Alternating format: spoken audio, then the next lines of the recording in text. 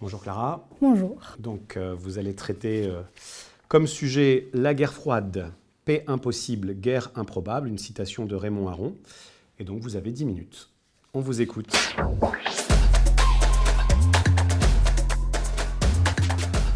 Donc en plein contexte de début de la guerre froide en 1948, Raymond Aron va publier Le Grand Schisme avec comme intitulé de son premier chapitre « Paix impossible, guerre improbable ».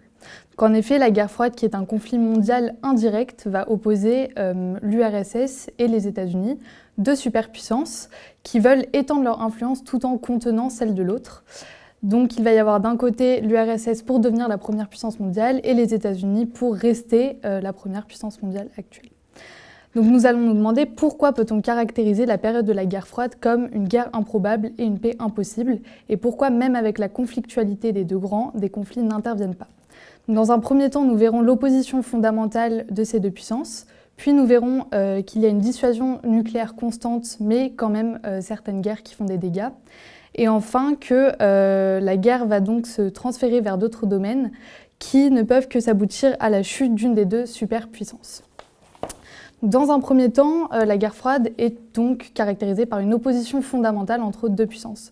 D'abord, il y a une idéologie différente.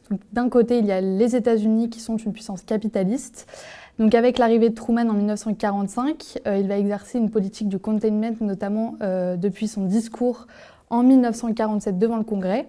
Donc la politique du containment, ça va être donc de l'endiguement pour contenir son influence, l'influence de l'URSS et donc du communisme dans le monde, que ce soit du côté, de l'autre côté du Pacifique ou sur son propre continent.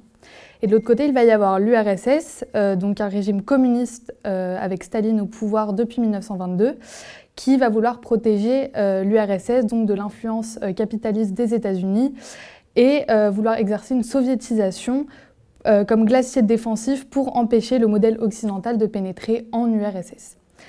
Puis, il va y avoir donc des puissances secondaires qui se rattachent à l'un des deux grands qui va former une bipolarisation du monde. Donc, du côté des États-Unis, il va y avoir un rattachement de l'Europe aux États-Unis avec notamment le plan Marshall du 12 mars 1947 ou l'OECE, l'Organisation européenne de coopération économique, en 1948. Afin donc d'aider les pays européens et de créer une alliance entre les États-Unis et les puissances européennes de l'Ouest. En Asie, il va y avoir le soutien du Vietnam du Sud ou de la Corée du Sud pour empêcher la propagation du communisme, ou aussi en Amérique latine, il va y avoir une volonté d'empêcher la propagation du communisme, notamment avec la crise de Cuba en 1962. Ensuite, du côté de l'URSS, en Asie, donc contrairement aux États-Unis, elle va soutenir la Corée du Nord ou le Vietnam du Nord pendant ces deux conflits. En Europe, elle va renforcer la tutelle sur l'Europe de l'Est, donc notamment avec le coup de Prague par exemple en 1948, où elle va également essayer de se rapprocher donc, des démocraties populaires, comme l'appelle Staline, notamment avec le Conseil d'aide économique mutuelle créé en 1949, ou le Cominform en 1947, pour donc se rattacher à donc, ces démocraties populaires. Puis on va pouvoir voir qu'il va y avoir une guerre obligatoire, notamment avec le non-respect de la conférence de Yalta par l'URSS. Donc en effet, suite à la conférence de Yalta, l'URSS n'a pas organisé d'élections libres dans les pays libérés de l'armée rouge. Donc il y a le communisme au pouvoir dans beaucoup de pays d'Europe de l'Est, notamment la Bulgarie ou la Yougoslavie avec le général Tito au pouvoir. Et ainsi, ces tensions idéologiques et économiques vont forcément mener vers une guerre. Donc ensuite, nous pouvons voir qu'il va y avoir une guerre présente, mais une dissuasion nucléaire qui va permettre d'empêcher la propagation du coup, d'une guerre nucléaire. Donc il va y avoir la possession donc des armes atomiques de l'URSS et des États-Unis, donc un risque de guerre nucléaire. Donc en 1945, les États-Unis vont acquérir la bombe A. Donc avec Hiroshima et Nagasaki en août 1945, on peut voir qu'il y a déjà un risque nucléaire présent. Et en 1949, l'URSS va posséder la bombe A également, et donc la crainte des États-Unis d'une guerre nucléaire va augmenter. Ensuite, il va y avoir une dissuasion nucléaire très présente dans ces conflits. Donc en effet, elle va se refléter dans la crise de Cuba en 1962. Donc en 1959, Che Guevara et Fidel Castro vont renverser le dictateur Batista et vont donc faire basculer Cuba dans un État communiste. Donc c'est une catastrophe pour les États-Unis d'avoir un État communiste au sein de son continent. Ainsi, ils vont faire une tentative dans la baie des Cochons, du coup, qui va être ratée en 1961. Mais à la suite, Cuba va donc demander de l'aide à l'URSS et va demander d'installer des rampes de lancement de missiles, ce que la CIA va découvrir, et Kennedy va ainsi menacer l'URSS d'utiliser son arme nucléaire pour que l'URSS enlève du coup ces rampes de lancement de missiles. Donc ainsi, on voit une utilisation de la dissuasion nucléaire dans la guerre froide. Puis il va y avoir quand même des conflits périphériques qui vont causer des dégâts. Malgré la dissuasion nucléaire. Donc en effet, il y a un conflit majeur, donc la guerre de Corée de 1950 à 1953, où l'URSS va soutenir le nord de la Corée et les États-Unis le sud, suite à un partage du coup de la Corée suite à la conférence de Yalta. L'URSS va donc insister pour que le nord attaque le sud pour former qu'une seule Corée, ce qui va ainsi causer du coup un conflit avec près de 1 million de morts. Et de même, au Vietnam, il va y avoir une opposition de l'URSS et des États-Unis qui vont se retrouver sur le continent asiatique, avec le Viet Cong soutenu du coup par l'URSS. Mais au final, il va y avoir des combats terrestres et aériens qui vont causer également 1 million de morts. Donc malgré cette dissuasion nucléaire, on peut voir qu'il y a tout de même beaucoup de dégâts et de victimes, notamment civiles. Enfin, on peut voir que la guerre va s'installer vers d'autres domaines. Donc il va y avoir une favorisation de la paix. Mais pour que la guerre aboutisse, il va falloir la chute d'une des deux superpuissances, en l'occurrence de l'URSS. En effet, avec la coexistence pacifique qui va être instaurée avec l'arrivée de Khrouchtchev au pouvoir en 1955, la guerre va donc se décaler vers le domaine technologique ou spatial.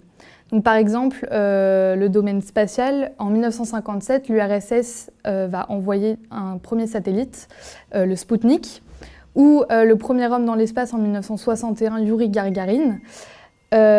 Donc ainsi, il va prendre l'avantage dans la course spatiale. Mais en 1969, les États-Unis vont reprendre le pouvoir de cette course spatiale avec Louis Armstrong qui va marcher sur la Lune et donc exercer un pouvoir du coup spatial sur le monde. Il va également y avoir un décalage dans le domaine culturel, par exemple avec la société de consommation croissante des États-Unis dans les années 1960.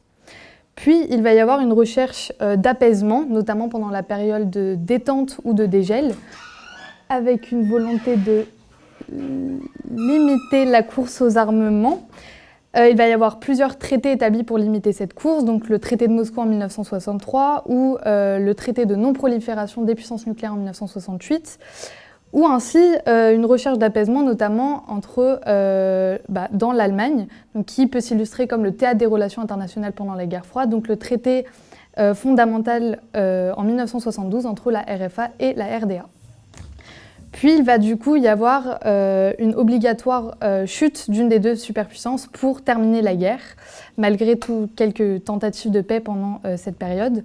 Donc avec la succession de dirigeants qui ne vont pas faire de réformes en URSS, l'économie va donc être bloquée, il va y avoir une production déséquilibrée et une rupture du coup des États soviétiques avec la doctrine de Brejnev.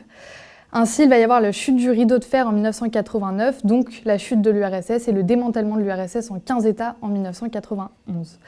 Ainsi, il va y avoir la fin de la guerre avec l'instauration de nouvelles relations internationales comme au sommet de Malte, par exemple, en 1989.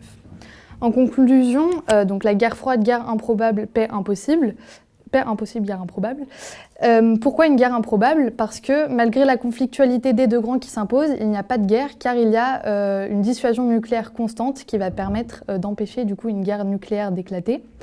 Pourquoi une paix impossible ? Car elle ne peut se traduire que par l'effondrement d'un des deux grands, donc du coup l'URSS en 1991. Ainsi, la dissuasion nucléaire a permis d'éviter une troisième guerre mondiale qui aurait pu se transformer en guerre nucléaire. On peut se demander alors si cette dissuasion nucléaire, va permettre d'éviter une guerre nucléaire aux menaces persistantes de certains dirigeants tels qu'en Corée du Nord ou en Russie, par exemple, dans le futur. Merci. Alors, au niveau de la gestion du temps, on est à 9 minutes. Donc, On n'est pas très loin des 10 minutes, d'autant que votre débit est relativement rapide. Donc avec un débit un petit peu moins rapide, on n'aurait pas de difficulté à respecter vraiment les 10 minutes qui vous sont imparties. Alors, avant de faire avec vous la reprise de votre exposé, j'ai quelques questions à vous poser.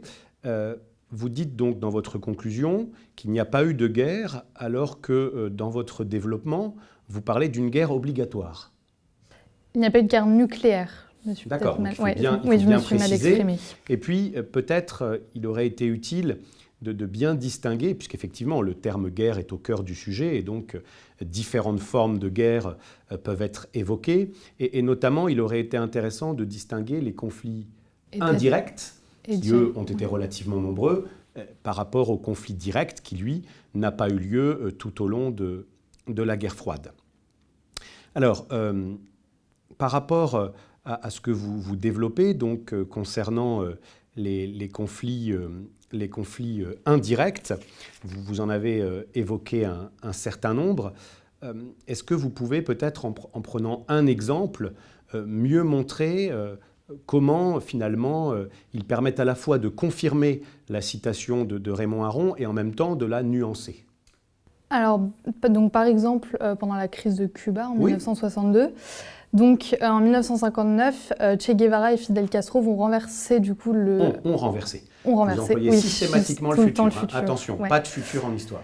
Donc ont renversé le régime du coup du dictateur Batista pour instaurer un régime communiste. Et il y a eu, du coup... Ou il y a, vous pouvez utiliser le présent de narration. Une crainte des États-Unis de la propagation du communisme en Amérique latine. Donc, c'est là que va s'illustrer la politique du containment de Truman. Avec la volonté... Pendant la crise de Cuba, vous êtes sûr? C'est un peu la suite, pour ne pas diffuser le communisme pendant la guerre froide. Oui, l'application de la doctrine. Okay. Oui, pas pendant la... Pas sa politique, d'accord. Donc ainsi, les États-Unis vont faire une intervention donc en 1961 dans la baie des Cochons pour éviter cette propagation et que le régime revienne... Est-ce que c'était vraiment la propagation du communisme qui était en question, qui était le point vraiment central de cette crise? C'est que si un État basculait dans le communisme, il pouvait y avoir une influence dans les autres États voisins. Qu'est-ce qui a provoqué la réaction très forte du président Kennedy? C'est l'installation des rampes de lancement de missiles à côté de Cuba, du coup. Pas à côté de Cuba, à Cuba. Mais à proximité des États-Unis. Donc l'URSS a pris parti du coup pour le régime communiste de Cuba, tandis que les États-Unis ont pris parti pour l'ancien régime qui voulait du coup empêcher le communisme. Il y a un conflit indirect à Cuba. Et la dissuasion nucléaire... Alors c'est pas un conflit armé là, hein? Oui. C'est pas un conflit armé. Oui, parce que j'ai oublié de le mentionner, il va y avoir aussi un blocus, du coup, donc pas armé, où les États-Unis vont empêcher le ravitaillement des navires, vont empêcher le passage des navires soviétiques donc pour amener du coup les rampes de lancement de missiles. Et ainsi, cela va se terminer avec une menace de Kennedy sur l'URSS, où il allait donc il disait que si l'URSS n'enlevait pas ses rampes de lancement de missiles, il allait utiliser l'arme nucléaire. En tout cas, la menace a été clairement mise en avant. C'est de la dissuasion nucléaire, c'est pour ça que guerre improbable, parce que... D'accord. Bon, je pense que vous avez globalement compris les enjeux du sujet, et dans votre introduction, vous avez bien fait de rappeler effectivement d'où vient cette citation. Donc quand on a un sujet avec une citation, il faut à la fois expliquer cette citation, et puis il faut aussi être capable, le cas échéant, de la critiquer, de montrer qu'il faut parfois la nuancer, et vous l'avez fait. Ce qui est un peu dommage, c'est que d'abord, dans votre problématique, vous vous contentez de reprendre l'intitulé du sujet, et l'annonce de votre plan est assez maladroite. Il faut vraiment soigner l'annonce de plan et faire directement le lien entre les grandes parties que vous proposez et le sujet tel qu'il est posé. Et je trouve que vous êtes passé trop vite. Votre annonce de plan était trop allusive, ce qui fait que quand vous avez terminé votre introduction, je n'étais pas certain que vous aviez compris les enjeux du sujet. Et ensuite, quand vous faites votre développement, il y a une tendance à vouloir en dire beaucoup, peut-être trop. Le mieux est l'ennemi du bien. Et le sujet est très large. L'avalanche de faits, finalement, nuit à la clarté de la trame argumentative. Et je n'ai pas suffisamment, pendant que vous faisiez votre exposé, je n'ai pas suffisamment cerné votre démarche argumentative, qui est vraiment le cœur de la démonstration, parce que cette argumentation, elle était en grande partie noyée par les faits.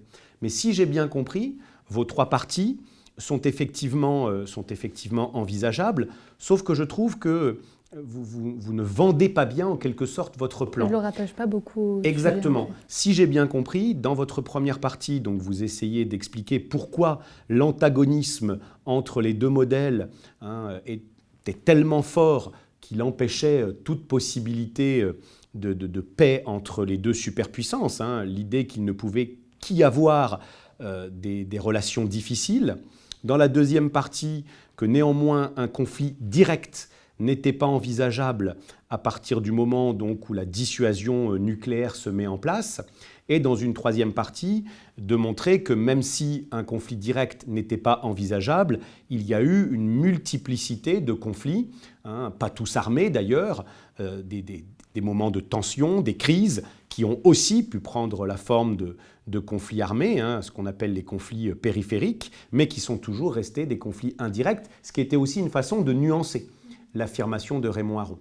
Donc, une fois votre exposé terminé, je crois cerner que vous avez compris le sujet, mais il faut vraiment que vous preniez de la hauteur par rapport à vos connaissances, que vous ayez conscience qu'il n'est pas possible de tout dire, en particulier quand le sujet est large, que les faits que vous mettez en avant doivent surtout servir à illustrer votre argumentation et qui ne doivent pas se substituer à votre argumentation. Et par contre, il faut, lorsque vous énoncez les arguments, que vous soyez extrêmement rigoureuse dans les termes que vous choisissez. Conflit, ce n'est pas la même chose que guerre. Conflit direct ne doit pas être confondu avec conflit indirect. Vous voyez, il faut vraiment une rigueur extrêmement importante dans le vocabulaire. Il y a eu quand même quelques maladresses que j'ai identifiées. Vous voyez, au lieu de parler de glacis défensif, vous parlez de glacier. Oui. Bon, c'est peut-être votre langue qui a fourché, parce que vous aviez un débit qui était très très rapide. Le débit rapide, c'est toujours risqué. C'est toujours risqué parce que quand on a un débit très rapide, on peut facilement confondre un mot et le remplacer par un autre. Donc, il vaut mieux moins de contenu factuel pour davantage faire ressortir la trame argumentative.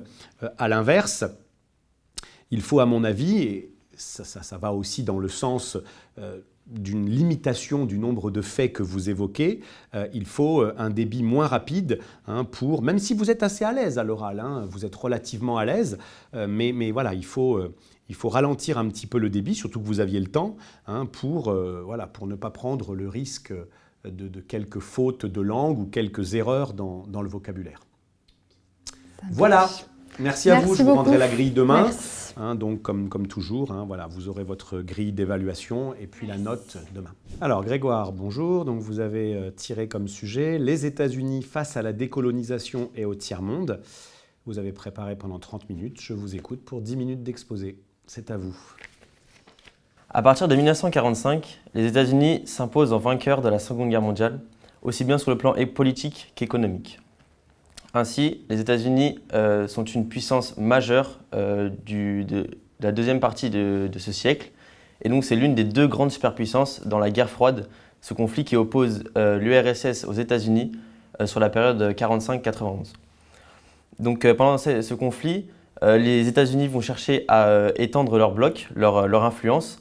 Donc, c'est ce qu'on appelle le bloc américain face au bloc soviétique, pour faire face à l'influence du bloc soviétique.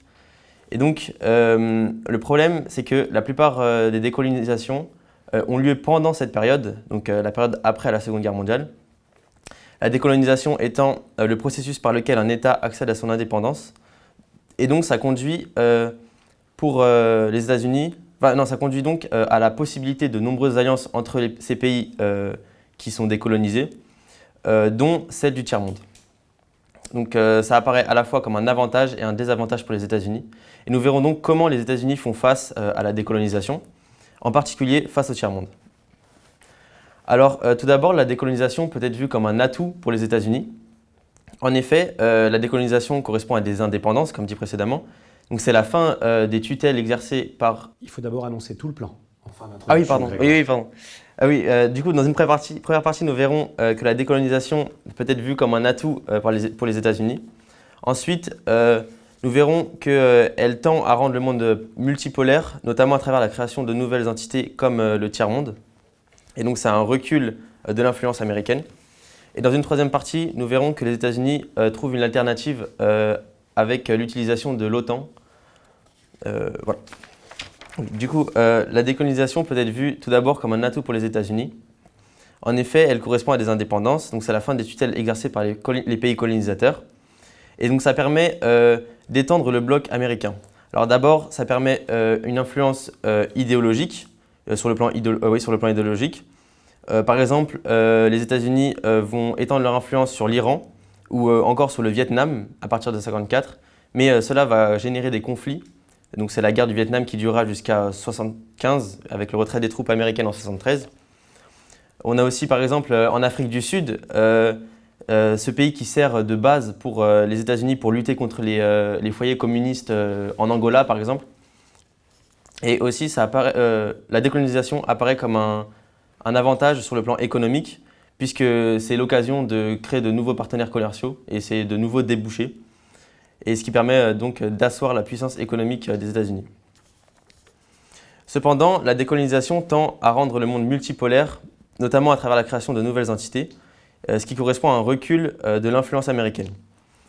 En avril 1955 a lieu la conférence de Bandung en Indonésie, qui a obtenu son indépendance en 1946. Cette conférence accueille 24 pays majoritairement d'Asie, mais aussi quelques pays d'Afrique, comme la Tunisie, le Maroc ou l'Algérie, ce qui tend à donner à cette conférence une tonalité anti-française, qui est un pays colonisateur. Et donc, pendant cette conférence, le tiers-monde est créé. C'est un mouvement qui revendique une non-appartenance à la guerre froide et qui souhaite promouvoir la décolonisation, en particulier en Afrique.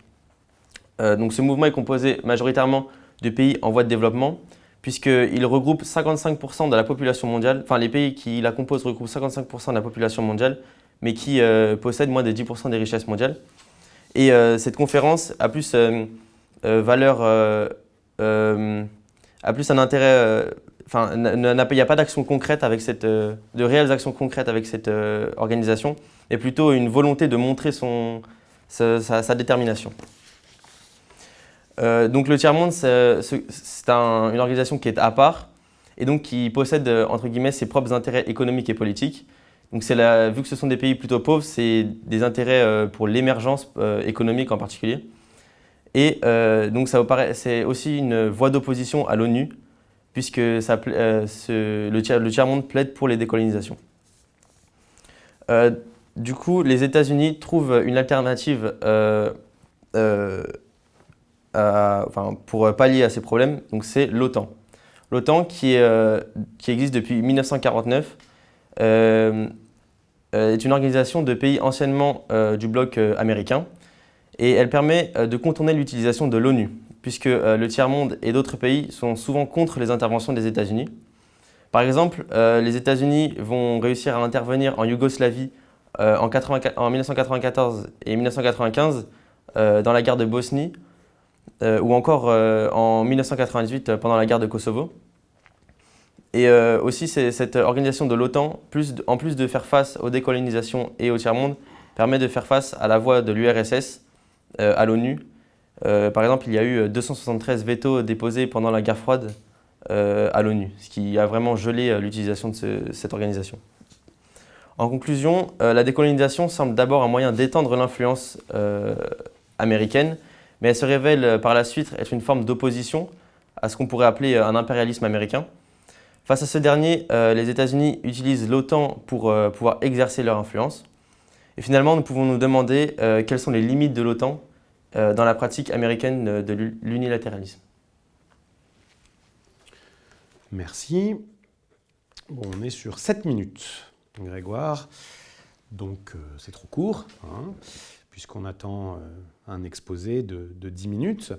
Alors on va voir ensemble comment on pourrait compléter et peut-être réorienter en partie votre propos qui ne m'a pas toujours semblé totalement centré sur le sujet, alors que des points importants sont restés soit allusifs, soit totalement absents. Alors dans votre introduction, d'abord, vous parlez de 1945 pour le début de la guerre froide. Vous êtes vraiment sûr ? Pas spécialement, on peut dire qu'elle commence un peu après la Seconde Guerre mondiale, plutôt vers 47. Ah oui, clairement. 47, oui. Clairement, en 1945, c'est le passage de la Grande Alliance à la Grande Méfiance. Hein. Ouais, mais on ne parle pas encore de guerre froide en 1945. Quelle autre accroche aurait-on pu faire qui, à mon avis, bon, vous avez le choix en matière d'accroche, il y a souvent de nombreuses possibilités. Mais là, j'ai quand même un peu l'impression qu'il y avait vraiment une accroche qui vous tendait les bras. Ouais, je ne devais pas l'avoir, je pense, du coup. Je pense. Euh, Si vous cherchez un petit peu du côté de l'histoire des États-Unis. La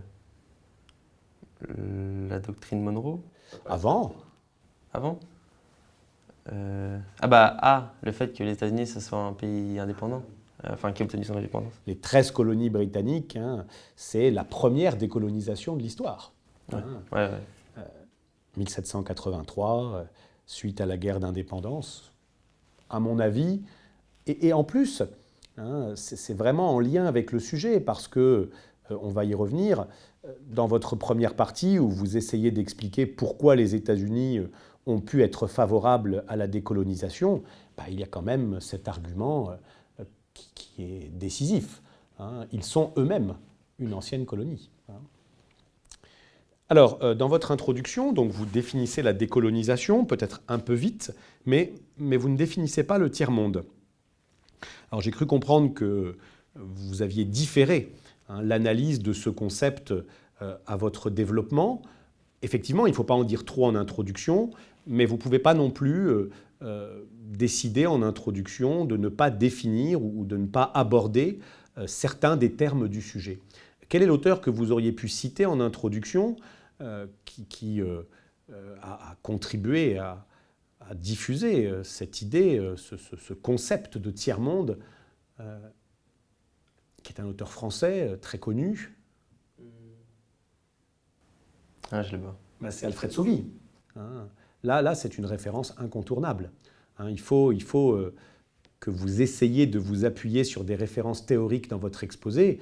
Il y a des références plus pointues que d'autres. Là, on n'est pas sur une référence pointue. Hein. C'est une référence qui est attendue en introduction de façon certaine. Hein. Et donc, il aurait fallu essayer de rappeler pourquoi Alfred Sauvy avait utilisé cette expression dès le début des années 50. Hein. Ça vous aurait permis ensuite, lorsque vous abordez à nouveau le tiers-monde dans votre développement, de présenter finalement les choses de façon plus logique. Alors si on reprend la proposition de plan qui est la vôtre, donc dans la première partie, vous essayez de montrer pourquoi les États-Unis ont pu se montrer favorables à la décolonisation. Je pense que vous avez oublié donc tout ce qui relève de l'histoire des États-Unis, hein. Les 14 points du président Wilson, le droit des peuples à disposer d'eux-mêmes. Enfin, là, il y a des incontournables. Vous parlez donc effectivement, dans un contexte de guerre froide, pour les États-Unis, la décolonisation est un moyen d'essayer effectivement d'étendre leur influence et de limiter l'expansion du modèle soviétique. Hein. Le tiers-monde devient aussi l'un des théâtres de l'affrontement entre les deux blocs. Est-ce qu'il n'y avait pas aussi des objectifs économiques ? Est-ce que les objectifs étaient seulement politiques ou géopolitiques ? Oui, du coup, ça permet aux États-Unis d'avoir de nouveaux débouchés. Exactement. Exactement. Oui, je pense qu'il fallait développer un petit peu cette question. Oui. Il fallait rappeler que dans le cadre des empires coloniaux, il y a une forme de monopole colonial qui fait que les colonies ne sont pas libres de commercer avec qui elles le souhaitent. Et donc, une fois que ces colonies accèdent à l'indépendance politique, il y a évidemment pour les États-Unis qui ont besoin de trouver de nouveaux débouchés après la Deuxième Guerre mondiale, évidemment des partenaires, de nouveaux partenaires hein, qui peuvent apparaître. Dans le grand 2, vous avez voulu montrer donc que l'apparition, puis la montée en puissance du tiers-monde aurait pu contribuer à rendre le monde multipolaire. Est-ce que vous ne pourriez pas nuancer? Je trouve que l'adjectif multipolaire est extrêmement fort. Oui. Cela voudrait dire que le monde n'est plus bipolaire? Non, justement. Enfin, c'est le début d'une multipolarité.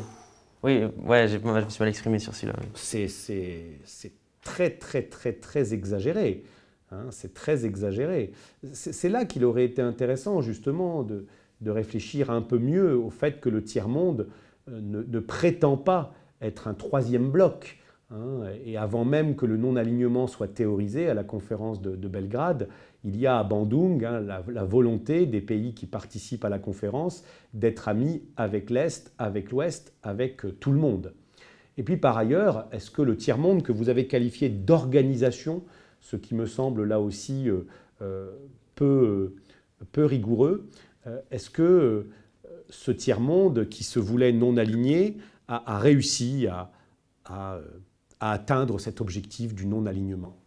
Pas spécialement, parce qu'il y a des pays quand même qui recevaient de l'aide du tiers-monde, des blocs, enfin des grandes superpuissances. Des deux superpuissances. Par exemple, l'Algérie par l'URSS, recevait de l'aide de l'URSS. Oui.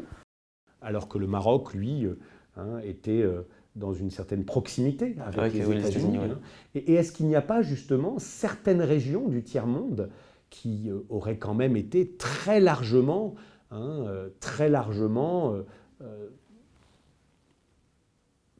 finalement soutenu, aidé par les États-Unis, toujours dans ce contexte de guerre froide et de containment?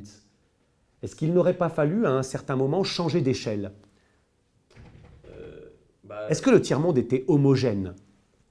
Non, pas spécialement. Il y avait des pays qui étaient moins dépendants que d'autres. Oui. Et ouais, c'est ça. Où se trouvaient les pays du tiers-monde, finalement, qui sont largement passés sous influence ou restés sous influence des États-Unis? C'est des pays qui sont plutôt proches de l'URSS? Oui, notamment. Il y a déjà presque toute l'Amérique latine. Et puis, il y a effectivement des pays qui se trouvaient dans une proximité géographique avec l'URSS. Et là, on est vraiment au cœur de la stratégie du containment. Citez-moi des exemples. La Turquie. Oui, effectivement. L'Iran, jusqu'en 1979. Oui, l'Iran, ouais. J'ai dit le Vietnam, mais c'est pas spécialement à côté. Mais,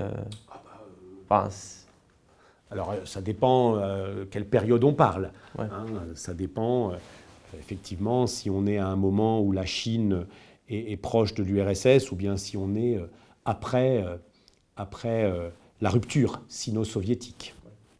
D'accord. Votre grand 3 est la partie qui me pose le plus de difficultés. Je pense que vous n'auriez pas dû vous focaliser sur le rôle de l'OTAN, surtout que votre propos était très centré sur les années 90. En introduction, vous n'avez pas essayé de réfléchir aux bornes temporelles de votre sujet, alors qu'elles ne sont pas précisées par le sujet. Quelles sont, à votre avis, les bornes chronologiques qui sont adéquates pour traiter ce sujet? Je pense qu'on peut commencer dès les années 50 avec la... Dès 45. Oui, dès 45. Là, on est d'accord. Des décolonisations. Vous l'avez dit en introduction, 45, là, on est d'accord. La décolonisation commence véritablement en 1945, même s'il y a quelques indépendances avant 1945. Traditionnellement, on considère que c'est le début de la décolonisation. Et c'était plutôt la date de fin qui m'intéressait. J'aurais dit les années 90. C'est ce que j'ai compris de votre exposé. Je ne suis pas vraiment d'accord avec vous. Pour quelles raisons l'expression de tiers-monde, qu'on n'emploie plus guère aujourd'hui, pour quelles raisons était-elle déjà devenue largement caduque dans les années 90, même si on l'employait encore souvent dans les années 90? Pour quelles raisons? Et vous voyez, c'est ça, le tort de ne pas avoir analysé le tiers-monde en reprenant ce que nous expliquait Alfred Sauvy. Pourquoi dans les années 90 parler de tiers-monde, pourquoi n'est-ce plus vraiment pertinent? J'aurais dit que c'est parce que il y a eu la plupart des décolonisations pendant la période 45, on va dire 70, 75, oui. 75, ouais. Et donc il manquait de crédibilité, on peut dire ça, vu qu'ils souhaitaient la décolonisation. Oui, pourquoi pas, mais je pense qu'il y a des éléments à mettre plus clairement en avant. Qu'est-ce qui faisait l'identité du tiers-monde? On en a un petit peu parlé tout à l'heure. Qu'est-ce qui faisait l'identité du tiers-monde pendant les années 50, 60 et même encore 70? C'est des pays qui sont plutôt en voie de développement. Oui. Or. Et donc, il y a des pays qui ont réussi un peu à émerger et d'autres qui sont restés. Et oui. Ouais. Pour continuer à parler de tiers-monde, il faudrait utiliser le pluriel. Or, l'expression n'a pas été pensée pour cela. Et puis, il y a tout simplement la dimension géopolitique. C'était aussi l'une des raisons pour lesquelles Alfred Sauvy avait parlé de tiers-monde, c'est-à-dire des pays qui, a priori, n'appartenaient ni au camp américain, ni au camp soviétique. Or, la guerre froide étant terminée, comment pourrait-il y avoir un troisième monde, puisqu'il n'y a plus de bloc soviétique? Donc, cette troisième partie, elle est largement hors sujet. Elle est largement hors sujet, d'où l'importance de bien borner, et évidemment en le justifiant, le cadre temporel quand il n'est pas précisé par le sujet. Et quand il est précisé par le sujet, il faut justifier les bornes qui sont retenues par le libellé du sujet. Okay. Donc, il faut compléter votre propos. L'exposé est trop court, il y a des points qui manquent ou que vous abordez trop rapidement. Il faut aussi retravailler la rigueur du vocabulaire en restant toujours bien dans la nuance. Parler de monde multipolaire dans les années 50 ou 60, ce n'est pas correct. Il faut faire attention aux termes qu'on emploie, avoir vraiment une grande rigueur dans le choix des termes. Et puis, il faut évidemment éviter à tout prix le hors-sujet en bornant bien les enjeux du sujet, le cadre du sujet, que ce soit le cadre spatial ou le cadre temporel. Là, il aurait été intéressant, à mon avis, d'opérer aussi un changement d'échelle, justement en montrant que le tiers-monde s'hétérogénéise à partir des années 70-80. Il aurait été intéressant de montrer que la relation des États-Unis n'a pas été la même avec l'ensemble des pays du tiers-monde, notamment dans un contexte où le non-alignement était devenu très largement un mythe. D'accord, Grégoire? Ouais. Merci à vous, bon après-midi. Merci à vous aussi. Alors, Tiffaine, vous avez tiré comme sujet le multilatéralisme dans les années 1990, 2 points, une réalité, point d'interrogation. Je vous écoute pour un exposé de 10 minutes. À vous. Le multilatéralisme est tout d'abord la mise en place de relations internationales à la recherche d'un consensus entre le plus grand nombre d'acteurs, notamment avec des relations plus démocratiques et égalitaires. En effet, les années 1990 sont marquées par la fin de la guerre froide le 25 décembre 1991 avec la chute de l'Empire soviétique. En effet, la disparition du bloc soviétique montre que les États-Unis deviennent donc une puissance majeure. Donc ce multilatéralisme dans les années 1990, est-ce que la domination des États-Unis n'est-elle pas un moyen de renforcer la puissance américaine ? En effet, le multilatéralisme, tout d'abord, nous verrons que le multilatéralisme est une réalité à l'initiative des États-Unis. Puis nous nous intéresserons aux limites de ce multilatéralisme et en outre, nous verrons que ce multilatéralisme se solde plutôt par une multipolarité. Tout d'abord, le multilatéralisme est une initiative des États-Unis. Donc, on constate bien au sortir de la guerre froide un retour de l'ONU qui a été créée le 26 juin 1945. En effet, lors de la guerre froide, l'ONU était paralysée avec de nombreux droits de veto réalisés par les États-Unis ou le bloc soviétique. Donc le retour de l'ONU est marqué notamment avec la première guerre du Golfe entre 2 membres de l'ONU, entre le Koweït et l'Irak. En effet, l'Irak de Saddam Hussein attaque le Koweït, puisque cet État, donc ce sont 2 États membres de l'ONU, et cet État possède de nombreuses ressources pétrolières. Et à l'issue de la guerre Iran-Irak, l'Irak est ruiné. Donc cette guerre se déroule de 1990 à 1991. En effet, entre janvier et février 1991, on a l'opération Tempête du désert, qui est une opération réalisée par 25 États membres de l'Organisation des Nations Unies. Ainsi, on constate bien le retour de l'ONU avec une première opération. De plus, on constate de nombreux secrétaires généraux de l'ONU qui ont un poids plutôt majeur, comme le Ghanéen Kofi Annan, qui a été notamment prix Nobel de la paix, et l'ONU tente de développer son droit d'ingérence en s'immisçant donc dans certains conflits. Mais ce multilatéralisme est approfondi dans d'autres, pas uniquement avec l'ONU. On a le développement d'une justice internationale, comme en 1993, la création du tribunal pénal international pour juger les crimes de guerre commis en ex-Yougoslavie. À la suite, on a également le deuxième tribunal pénal international en 1994 pour juger les crimes commis au génocide au Rwanda. Mais il n'y a pas uniquement le développement d'une justice internationale, on a également le développement d'une lutte contre la prolifération des armes nucléaires et chimiques au sortir de cette guerre froide, qui était une guerre placée sous les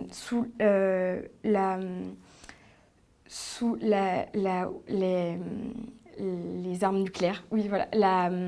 Ainsi, en 1995, le traité de non-prolifération des armes atomiques est renouvelé et il avait été institué en 1968 et en 1993, surtout le TICEN est ratifié par 137 pays.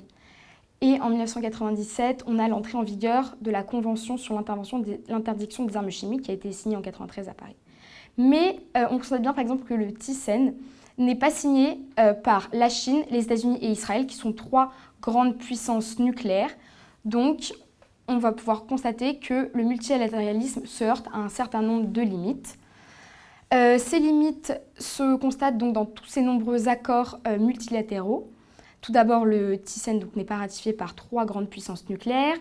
La Cour pénale de justice internationale instituée en 1998 n'est pas ratifiée par un grand nombre d'États. Le développement donc, de ces droits d'ingérence n'est pas officiel. En effet, le droit d'ingérence, qui serait pour l'ONU la possibilité de s'immiscer dans certains conflits à l'encontre de la souveraineté des États, n'est pas officiel, donc ne peut pas être véritablement utilisé. Et on a également de nombreuses réunions pour l'environnement qui n'aboutissent pas à de véritables accords, notamment la COP23 à Kyoto, au Japon, en 1997, donc c'est une signature d'un accord pour la baisse des émissions de CO2, mais ce dernier n'a jamais été ratifié, par exemple, par les États-Unis. On constate également une pratique unilatérale des États-Unis. Cela peut paraître paradoxal puisque les États-Unis prônaient le multilatéralisme. Cette pratique unilatérale se solde tout d'abord dans le domaine économique avec la transformation du GATT qui avait été signé en 1947 en OMC, donc Organisation mondiale du commerce. Cela permet aux États-Unis d'imposer leur vision libérale de l'économie au plus grand nombre. On a également un accord en 1992 de l'ALENA, donc qui est un accord de libre-échange entre les États-Unis, le Canada et le Mexique, qui permet en fait aux États-Unis de développer leur influence en Amérique.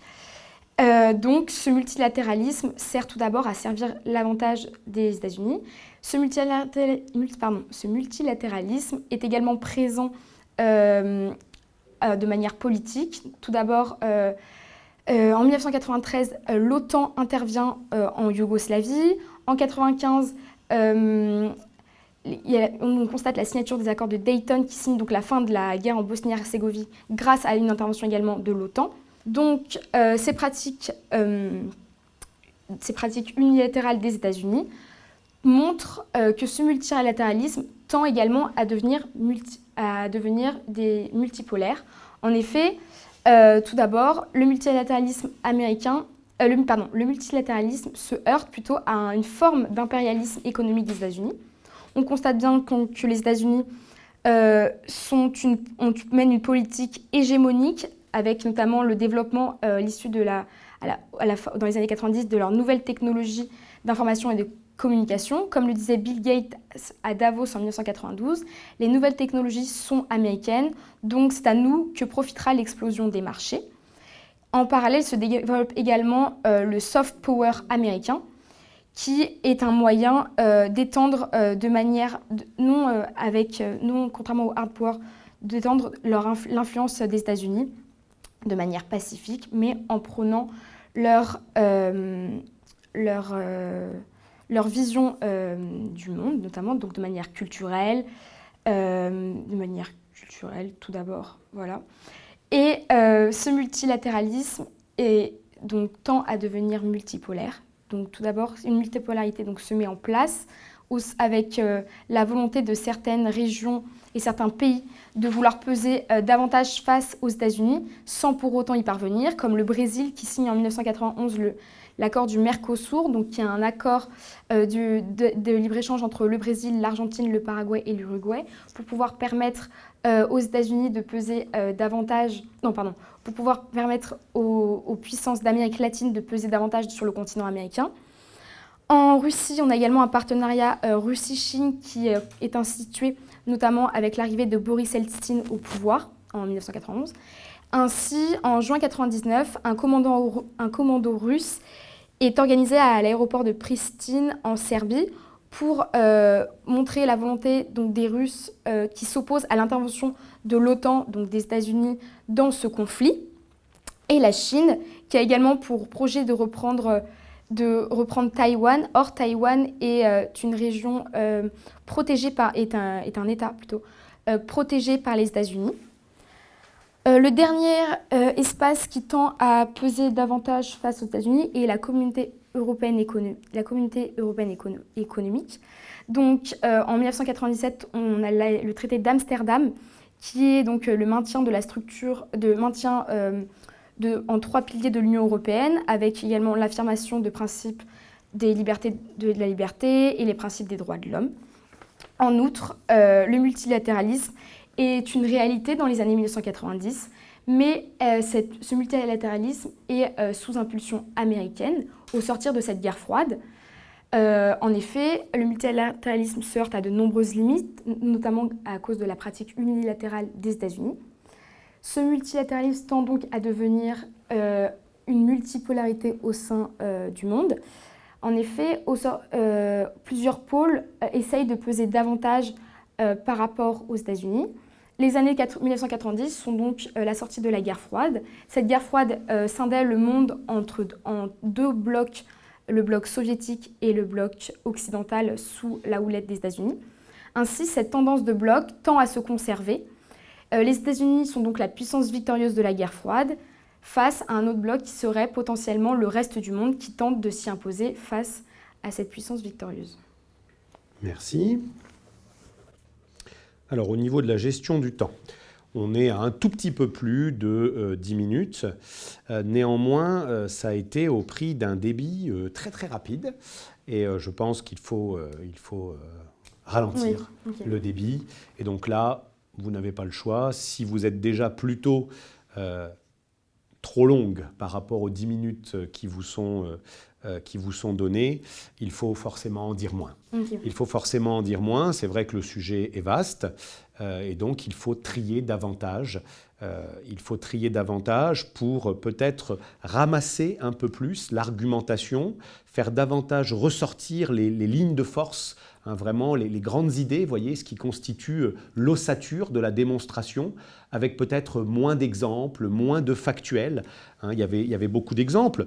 Souvent plutôt bien choisi, quelques bourdes quand même, quelques erreurs de chronologie, quelques maladresses.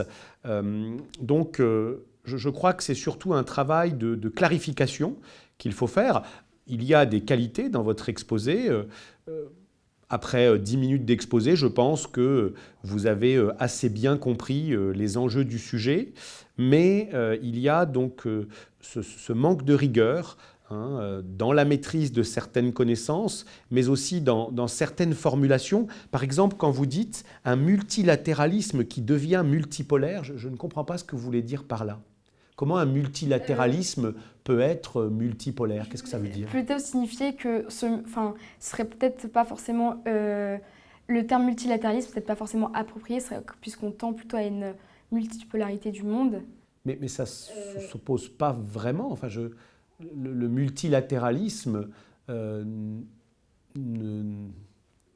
Oui, ne peut pas être qualifié d'unipolaire, de bipolaire, de multipolaire. Ça me semble relever plutôt d'une confusion.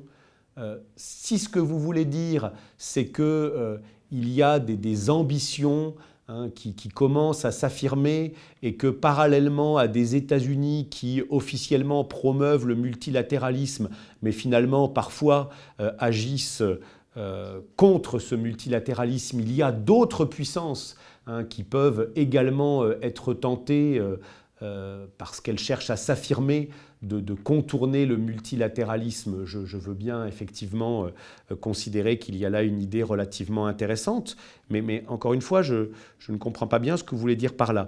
Donc il faut encore travailler la rigueur dans l'expression, la rigueur dans le vocabulaire et dans la démarche de façon générale.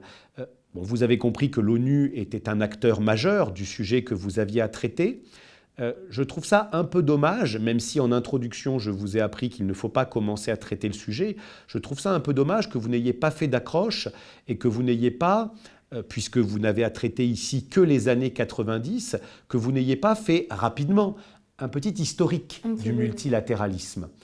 Moi, je pense quand même que sans y passer trop de temps, il aurait été intéressant de rappeler l'expérience ratée de la SDN, la création de l'ONU en 1945, très vite paralysée effectivement par la guerre froide, des institutions internationales qui se sont développées, mais qui finalement se limitaient très largement au monde libre. L'exemple du GATT, qui d'ailleurs, stricto sensu, n'est pas une organisation, mais un accord qui s'est transformé dans les faits en organisation, alors qu'il n'en était pas une lors de sa création, lors de sa mise en place. Donc, vous voyez, ça aurait permis ensuite de mettre en perspective ce que vous alliez dire dans les années 90 pour qu'on voit comment effectivement le multilatéralisme avait pu progresser. Vous avez donné des éléments, même si parfois il y a des passages un petit peu confus, et de montrer effectivement quelles sont les limites de cette progression du multilatéralisme. Donc, on va dire que les parties que vous aviez choisies étaient possibles, même si l'intitulé de votre grand 3 ne me convient pas, mais vous n'avez pas toujours classé au bon endroit ce dont vous parliez. Par exemple, pourquoi évoquer dans votre grand 2 la transformation du GATT en OMC en 1995 ? Effectivement, les États-Unis ont été les pères fondateurs du GATT et ont joué un très grand rôle dans la promotion du libre-échange à l'échelle mondiale après 1947, mais le passage du GATT à l'OMC était justement, finalement, pour cet instrument du multilatéralisme, une façon de ne plus être, autant que par le passé, sous la coupe des États-Unis. L'Organisation mondiale du commerce, moi je l'aurais plutôt abordé dans le grand 1. En revanche, effectivement, dans le grand 2, montrer que les États-Unis, en ne ratifiant pas certains accords internationaux, en commençant déjà, bien avant la Deuxième Guerre en Irak de 2003, en commençant déjà par certaines interventions, celle de l'OTAN que vous avez citée, à faire preuve d'une forme d'unilatéralisme. Là, par contre, je suis effectivement totalement d'accord. Et donc, plutôt un grand 3 où, au lieu de ce titre un peu ambigu, vous pouvez montrer que ce n'est pas de la seule responsabilité des États-Unis que le multilatéralisme connaît un certain nombre de dysfonctionnements malgré les progrès, malgré la volonté des secrétaires généraux de l'ONU, et notamment à la fin des années 90 de Kofi Annan, de faire progresser ce multilatéralisme de plus en plus. Donc, je trouve que globalement, vous avez compris, globalement, on se rend compte que vous cernez les enjeux du sujet, mais il y a beaucoup de maladresse, à la fois sur le fond, mais aussi dans la démarche méthodologique, et puis cette volonté d'en dire trop, qui vous pousse en quelque sorte, qui risque de vous pousser à faire des bourdes, parce que vous allez vite, qui peut aussi vous inciter à quelques cafouillages dans l'expression. Il faut réduire la quantité, il faut davantage faire ressortir avec des formulations plus rigoureuses les idées clés, la trame argumentative, pour donner plus de force à votre exposé. Et puis, attention aussi à quelques erreurs. Alors, soit elles sont liées à votre précipitation, soit à des connaissances qui ne sont pas encore maîtrisées avec suffisamment de rigueur, mais il y avait quelques erreurs de chronologie. Il faut vraiment être très très vigilant pour éviter au maximum. En cas de doute, n'oubliez jamais qu'il faut toujours s'abstenir. Voilà, je vous remercie beaucoup. Bon, c'est quand même plutôt encourageant par rapport à votre dernière prestation. Merci. Voilà.